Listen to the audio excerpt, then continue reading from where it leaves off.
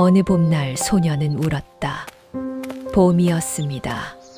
한양의 어느 골목, 이른 아침 햇살이 막 골목 끝에 걸릴 무렵, 쪽진 머리를 한 작은 소녀 하나가 어머니 손을 꼭 잡고 걷고 있었습니다. 소녀의 이름은 박씨, 나이는 고작 8살.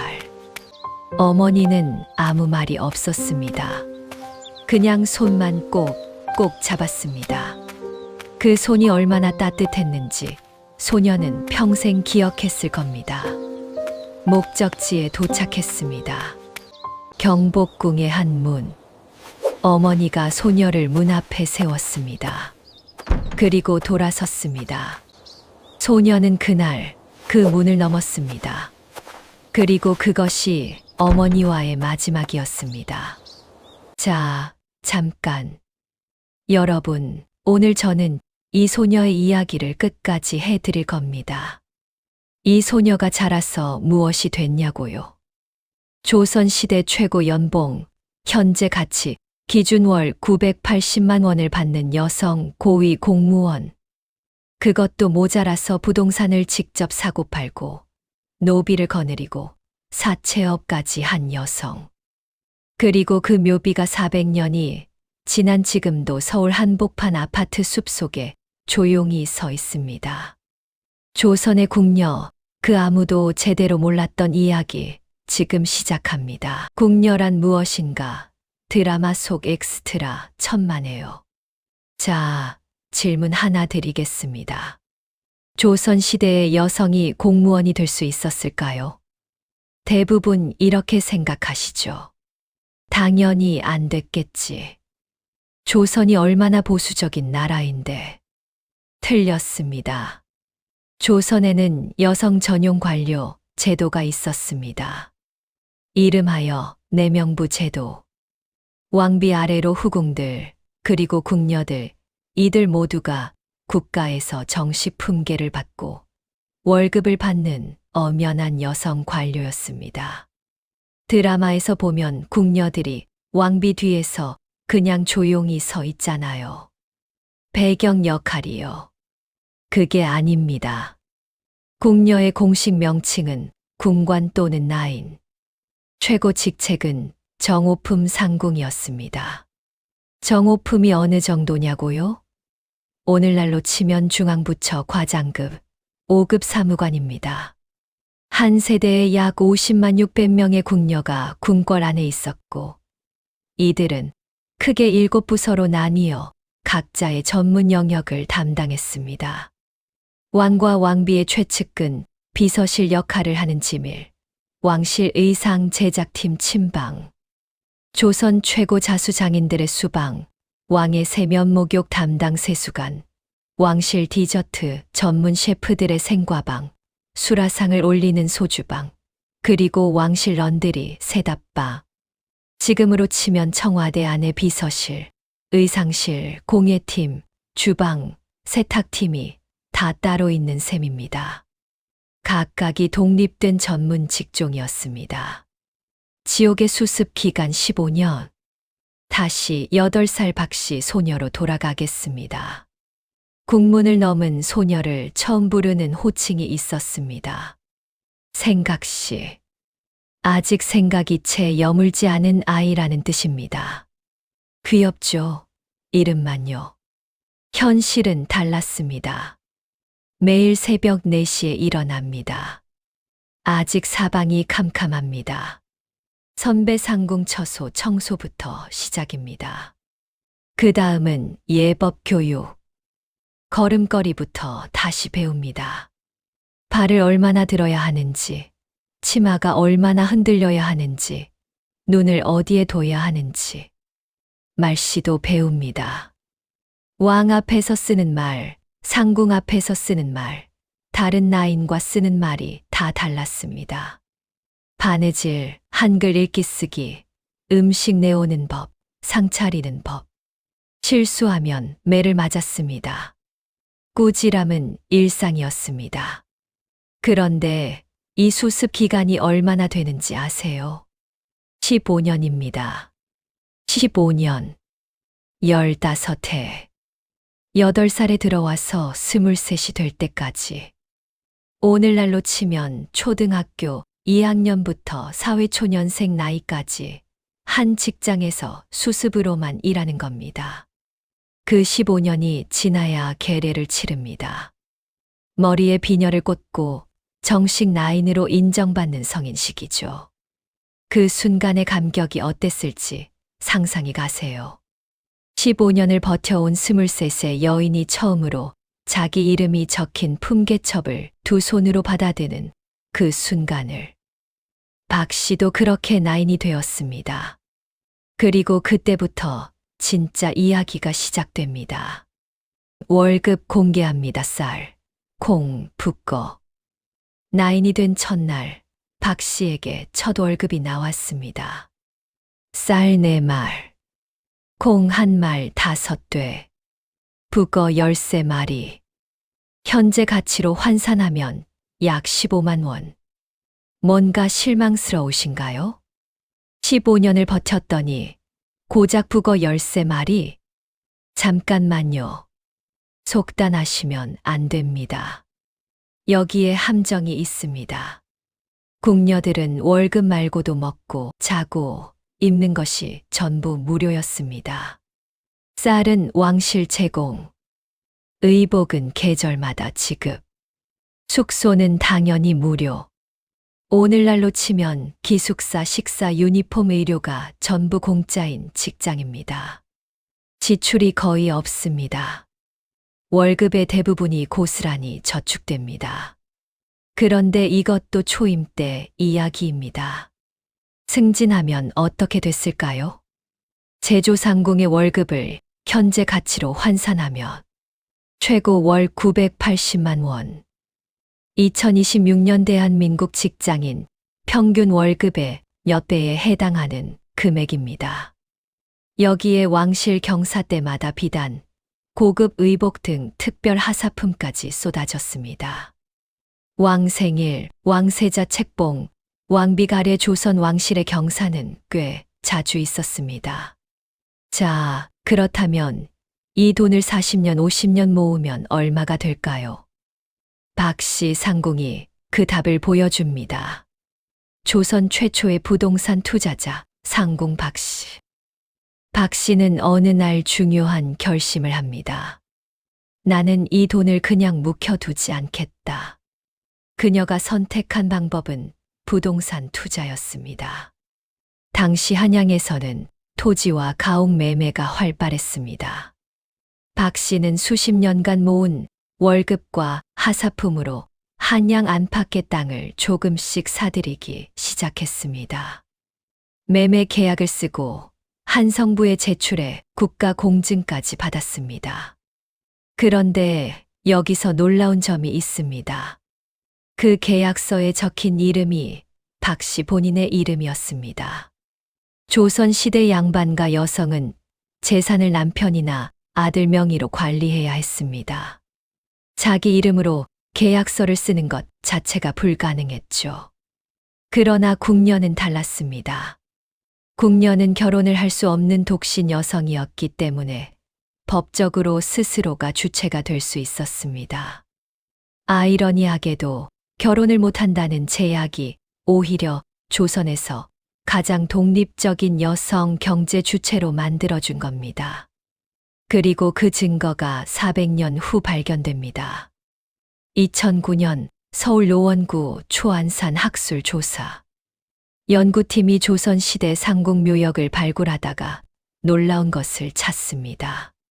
1599년 선조 연간에 세워진 박씨 상공의 묘비. 현존하는 가장 오래된 조선 상공 묘비였습니다. 비문에는 이렇게 새겨져 있었습니다. 성품이 단정하고 지혜로웠으며 충심으로 윗전을 받들었고 사랑으로 아랫사람을 대했다. 그리고 비문 곳곳에 그녀가 생전에 부동산 매매를 여러 차례 했다는 기록이 남아 있었습니다. 그녀가 모은 재산은 양손자 박상간에게 물려졌습니다. 그렇습니다. 박 씨에게는 친자식이 없었습니다. 평생 결혼이 금지된 몸이었으니까요. 그래서 많은 궁녀들이 노후와 상속을 위해 양자양녀를 드렸습니다. 박 씨도 그 중 하나였습니다. 그 양손자 덕분에 묘비가 세워지고 400년이 지난 지금 우리가 그녀의 이야기를 알게 되었습니다. 부자가 된 3가지 이유. 박 씨가 특별한 케이스였냐고요? 아닙니다. 역사 기록을 뒤지면 재산을 모은 궁녀 사례는 생각보다 꽤 많이 나옵니다. 왜 가능했을까요? 3가지입니다. 첫째, 지출이 거의 없었다. 의식주가 공짜입니다. 월세 0원, 식비 0원, 옷값 0원. 월급 전액이 사실상 저축입니다.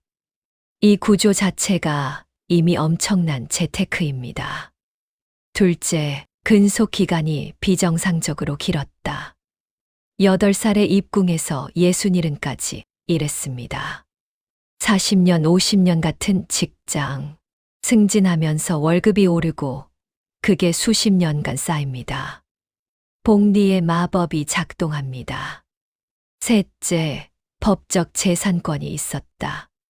조선 양반 여성은 남편 명의가 필요했지만 궁녀는 자기 이름으로 계약서를 쓸 수 있었습니다. 부동산을 사고 팔고 물려줄 수 있었습니다. 결혼 못하는 삶이 역설적으로 조선에서 가장 자유로운 여성 경제 활동을 가능하게 했습니다. 궁 밖엔 집이 있었다. 그 집에 노비가 있었다. 궁녀들이 평생 궁 안에만 있었을 것 같죠. 그렇지 않습니다. 근무 방식이 오늘날 교대 근무와 비슷했습니다. 12시간 근무 후 36시간 비번. 비번 때는 지정된 구역 안에서 외출이 가능했습니다. 그 시간에 상궁들은 무엇을 했을까요? 궁 밖에 자기 집이 있었습니다. 그리고 그 집을 관리하는 노비가 있었습니다. 조선시대의 노비를 거느렸다는 건 오늘날로 치면 부동산을 소유하고 가정부를 고용한다는 뜻입니다. 여기서 끝이 아닙니다. 고종연간 기록에는 더 놀라운 내용이 나옵니다.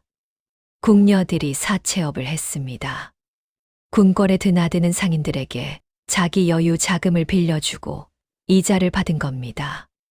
지금으로 치면 소규모 금융 투자입니다. 부동산 투자에 임대 수입에 이자 수익까지. 조선의 궁녀들은 단순한 시녀가 아니었습니다. 조선시대 가장 적극적인 여성 경제 주체 중 하나였습니다. 그러나 돈으로 살 수 없는 것들. 자, 잠깐. 여기까지 들으시면서 뭔가 이상하다, 뭔가 허전하다는 느낌 드셨나요? 월 980만 원, 부동산 투자, 노비, 사채업. 숫자는 화려합니다. 그런데 그 숫자들 뒤에 이런 현실이 있었습니다. 평생 결혼 금지. 궁녀는 형식상 왕실에 귀속된 여성이었습니다. 다른 남성과 사랑을 하면 결말은 사형이었습니다. 고종 연간의 한 궁녀가 일기에 이런 글을 남겼습니다. 오늘 밖에서 웃음소리가 들렸다. 혼인 행렬이 지나가는 것이었다. 가마 안의 새색시가 어떤 얼굴일지 나는 창문 너머로 그저 바라볼 수밖에 없었다. 담장 하나를 사이에 두고 같은 하늘 아래 전혀 다른 두 세상이 있었습니다. 박씨 상궁은 평생을 일했습니다. 재산을 모았습니다. 땅을 사고 팔았습니다. 양손자에게 물려줬습니다. 그리고 외로이 생을 마쳤습니다.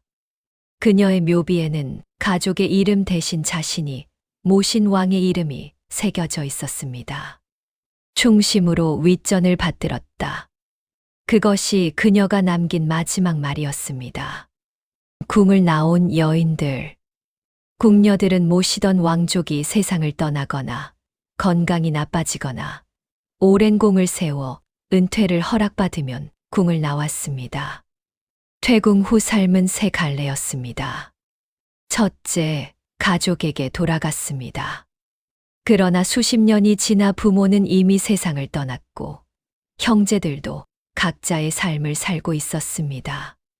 어릴 때 헤어진 가족과의 재회, 그 감정이 기쁨인지 슬픔인지 본인도 알 수 없었을 겁니다. 둘째, 절이나 암자로 갔습니다. 퇴군 궁녀들이 모여 사는 암자가 궁 근처에 있었습니다. 조선 후기 기록에는 궁녀 출신 비구니가 상당히 많았다고 나옵니다. 셋째, 양자 양녀와 함께 살았습니다. 박 씨처럼 미리 준비를 잘한 궁녀들은 양손자나 양녀와 함께 자신이 모아둔 재산으로 여유롭게 노후를 보냈습니다. 동네에서 꽤 잘 사는 어르신으로 알려진 경우도 있었다고 합니다. 마지막 궁녀들 500년의 끝에서 1910년 조선이 망했습니다. 궁은 텅 빈 박물관이 되어갔습니다.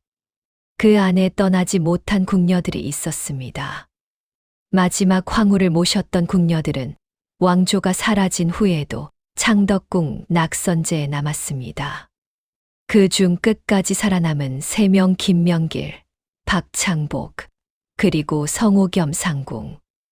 성오겸 상궁은 1920년생. 15살에 창덕궁 친박 라인으로 들어왔습니다. 그리고 2001년 81세의 나이로 세상을 떠났습니다. 조선 시절 궁녀 중 마지막 생존자. 그녀가 남긴 말이 있습니다. 궁에서 산 것이 후회되느냐고요? 후회는 없어요. 다만 한 번쯤 내 이름으로 살아보았다면 어땠을까? 그 생각은 해요. 내 이름으로 살아보는 것.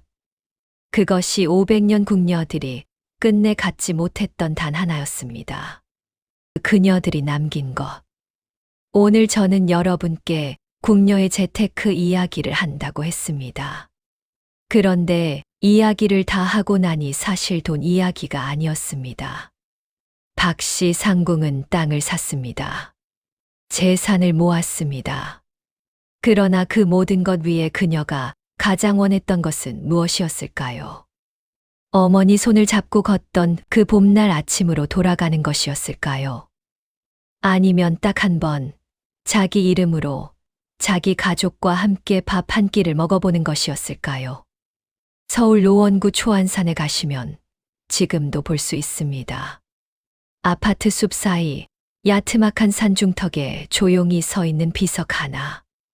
박씨 상궁의 묘비.